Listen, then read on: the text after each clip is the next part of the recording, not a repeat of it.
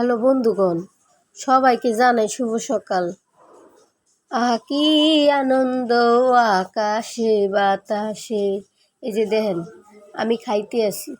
অবশ্য খাই ঠিকই, কিন্তু থাকি আতঙ্কে। ঘরে আইছে নতুন একজন মেহমান, মাই তো আমার খাওন দেয় লুকাইয়া। লুকাই লুকাই খাইয়া কি শান্তি আছে? আমি বুঝি না, কে জানে মনে আইতে আছে। মনে হয় আহে না, আমার মনের ভুল। আগে খাইয়া লই। ঘরে নতুন মেহমানরা আইছে তো ওর যন্ত্রণায় ঠিক মতো আমরা খাওনটাও পাই না। খাইতে গেলেই খাইয়ালা, খাইতে গেলেই মারে। জানি না আমাদের ঘরের মধ্যেই অন্যজন আইয়া সর্দারি করে। মায় তো কিছুই কয় না, মায় খালি কয় থাক বাবা থাক, সইয়া যা। সইতে আসি, সইতে সইতে খাওন ঠিক মতো পাই না। নিজের ঘরে খাই চুরি কইরা।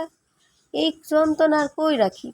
মনে হয় ওইটা আইয়া পড়ছে, খাওনের গন্ধ মনে পাইয়া গেছে। আচ্ছা, যে একটু খাওয়ার খাইয়া লই আগে। আজকে মাছ মনে একটু কম দিছে, মাছের গন্ধ কম পাইতেছি। মায় কি করলো? মাছ কি মায় খেয়াল করে দিব না? কে জানি আইতাছে মনে হয়।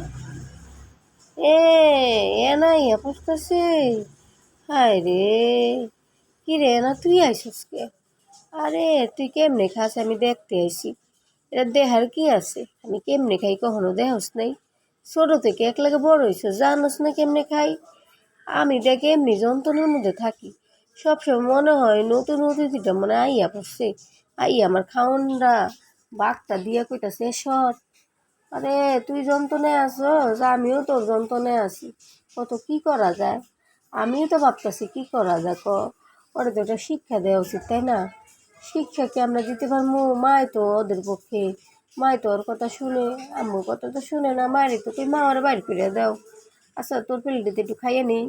না না, পরে খা, আমি আগে খাইয়া লি।